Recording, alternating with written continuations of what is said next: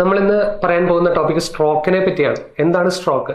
Stroke നമ്മൾ രണ്ട് തരം സ്ട്രോക്ക് ഉണ്ട്. ഒന്ന് ബ്ലഡ് വെസൽസ് പൊട്ടുന്നത് മൂലം വരുന്ന ഒരു സ്ട്രോക്ക്, അതേപോലെ ബ്ലഡ് വെസൽസിൽ ബ്ലഡ് ക്ലോട്ട് വരുന്നത് മൂലം ബ്ലഡ് സപ്ലൈ ബാക്കി ബ്രെയിനിന്റെ പല ഭാഗങ്ങളിലേക്ക് ഉള്ള ബ്ലഡ് സപ്ലൈ കുറയുന്നത് മൂലം വരുന്ന സ്ട്രോക്ക്. ഇതിനെ രണ്ടായിട്ട് തരംതിരിച്ചിരിക്കുന്നത് ഇങ്ങനെയാണ്. ഇത് രണ്ടും ഇന്നത്തെ കാലത്ത് വളരെ കൂടി വരുന്ന സാഹചര്യമാണ്. കൂടി വരുന്നത് നമ്മുടെ ഒരു റീസൺ നമ്മുടെ ജീവിതശൈലി തന്നെയാണ്. നമ്മൾ ജങ്ക് ഫുഡ്സ് ധാരാളം കഴിക്കുന്നു, എക്സസൈസ് ഒന്നുമില്ല. നമ്മൾ ധാരാളം എക്സസൈസ് ഇല്ലാതെ നമ്മൾ വീട്ടിൽ നിന്ന് ഭക്ഷണം കഴിക്കുന്നു, നേരെ കാറിൽ കയറുന്നു, കാറിൽ നിന്ന് നേരെ ഓഫീസിൽ നിന്ന് വീണ്ടും കാറിൽ നിന്ന് വീട്. ഈ ഒരു പാറ്റേൺ ആണ് നമ്മളുടെ ലൈഫ് ഇപ്പൊ മുന്നോട്ട് പോയിക്കൊണ്ടിരിക്കുന്നത്. അപ്പൊ അതുകൊണ്ട് ഒന്നാമത്തെ റീസൺ എന്ന് പറയുന്നത് ജങ്ക് ഫുഡ്സ് കഴിക്കുന്നത്, രണ്ടാമത്തെ റീസൺ എന്ന് പറയുന്നത് എക്സസൈസിന്റെ അഭാവം. ഒട്ടും എക്സസൈസ് ഇല്ലാത്ത ഒരു കാലഘട്ടമാണ് നമുക്ക്. ഇവിടുന്ന് തൊട്ടടുത്ത കടയിലേക്ക് പോകണമെങ്കിൽ പോലും നമ്മൾ ഒന്നല്ലെങ്കിൽ സ്കൂട്ടർ അല്ലെങ്കിൽ കാറ് എടുത്ത് പോകുന്ന പ്രകൃതമാണ് ഇപ്പോഴത്തെ കാലഘട്ടത്തിൽ വന്നുകൊണ്ടിരിക്കുന്നത്. അപ്പൊ അതുകൊണ്ട് തന്നെ എക്സസൈസിന്റെ അഭാവം വളരെ കൂടുതലാണ്. അതേപോലെ തന്നെ പ്രഷർ, ഷുഗർ, ടെൻഷൻസ്, ഉറക്കമില്ലായ്മ, ഇതെല്ലാം സ്ട്രോക്കിലേക്ക് നയിക്കുന്ന ഘടകങ്ങളാണ്.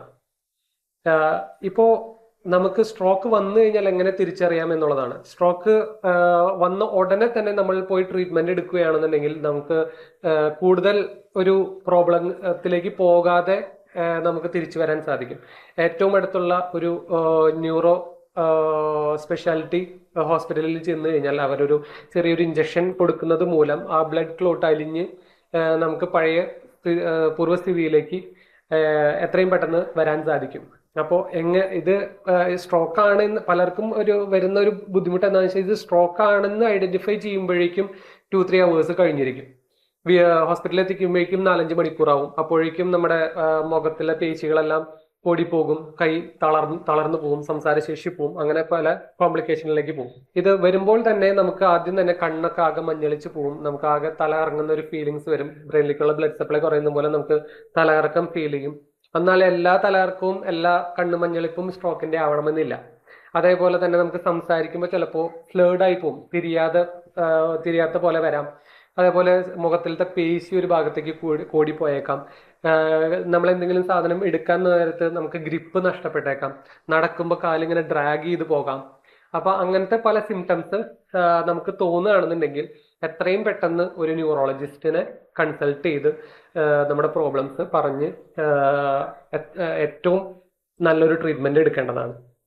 ഇപ്പോ ഒരു ഭാഗം തളർന്നു പോയി എന്നാലും നിങ്ങൾ പേടിക്കേണ്ട കാര്യമില്ല. ഫിസിയോതെറാപ്പി കൂടെ നമുക്ക് ബാക്ക് ടു നോർമലിലേക്ക് കൊണ്ടുവരാൻ സാധിക്കും. കണ്ടിന്യൂസ് ആയിട്ടുള്ള ഫിസിയോതെറാപ്പി ആണ് ഇതിനെ ശരിയാക്കി എടുക്കാനുള്ള ഒരേ ഒരു വഴി.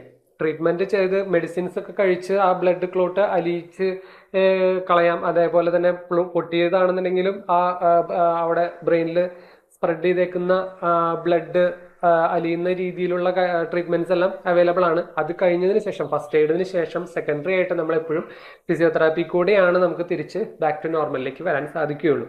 അപ്പൊ അതിനുള്ള ട്രീറ്റ്മെന്റുകളാണ് ആദ്യം തന്നെ കൈ ഫുള്ള് തളർന്നു കിടക്കാവും. നമ്മൾ എത്രത്തോളം ഫോഴ്സ് കൊടുത്താലും നമുക്ക് സാധിക്കില്ല. കൈ മടക്കാനോ നിവർത്താനോ ജസ്റ്റ് ഒന്ന് അനക്കാൻ പോലും സാധിക്കില്ല. അപ്പൊ അങ്ങനത്തെ സാഹചര്യങ്ങളിൽ നമുക്ക് പാസീവ് റേഞ്ച് ഓഫ് മോഷൻ എക്സസൈസുകൾ, സ്ട്രെച്ചിങ് എക്സസൈസുകൾ, അതേപോലെ മസിൽ സ്റ്റിമുലേഷൻ, അങ്ങനത്തെ ട്രീറ്റ്മെന്റ് ഒക്കെ നമുക്ക് ധാരാളം കൊടുക്കാൻ സാധിക്കും. അതിനുള്ള ഏറ്റവും അഡ്വാൻസ്ഡ് ആയിട്ടുള്ള ട്രീറ്റ്മെന്റ് മൊഡാലിറ്റീസ് എല്ലാം നമുക്ക് വിവ മോഷനിൽ അവൈലബിൾ ആണ്. ഇന്ത്യയിൽ വെച്ച് ഏറ്റവും, അല്ലെങ്കിൽ വേൾഡിൽ വെച്ച് തന്നെ ഏറ്റവും നമ്പർ 1 മെഷീനാണ് നമ്മളിവിടെ യൂസ് ചെയ്തുകൊണ്ടിരിക്കുന്നത്. അപ്പോൾ ആ ഒരു മെഷീൻ വെച്ചിട്ട് നമുക്ക് ഇനീഷ്യലി മസിൽസിനെ ആക്ടിവേറ്റ് ചെയ്യിക്കാനുള്ള സ്റ്റിമുലേഷൻസ് ഉണ്ട്. വൺസ് ആക്ടിവേറ്റ് ആയി കഴിഞ്ഞു കഴിഞ്ഞാൽ ആ മസിൽസിനെ സ്ട്രെങ്തൻ ചെയ്യാനുള്ള ട്രീറ്റ്മെന്റ് അതിൽ അവൈലബിൾ ആണ്. അതേപോലെ തന്നെ ട്രെഡ്മില്ല്, സൈക്കിള്, നടക്കാനുള്ള training, balance training, mat exercises എല്ലാം നമുക്ക് ഈ വിവ മോഷനിൽ അവൈലബിൾ ആണ്. Viva Motion physiotherapy and rehabilitation centre, lively return to movement, KSRTC bus stand road, Chalakudy.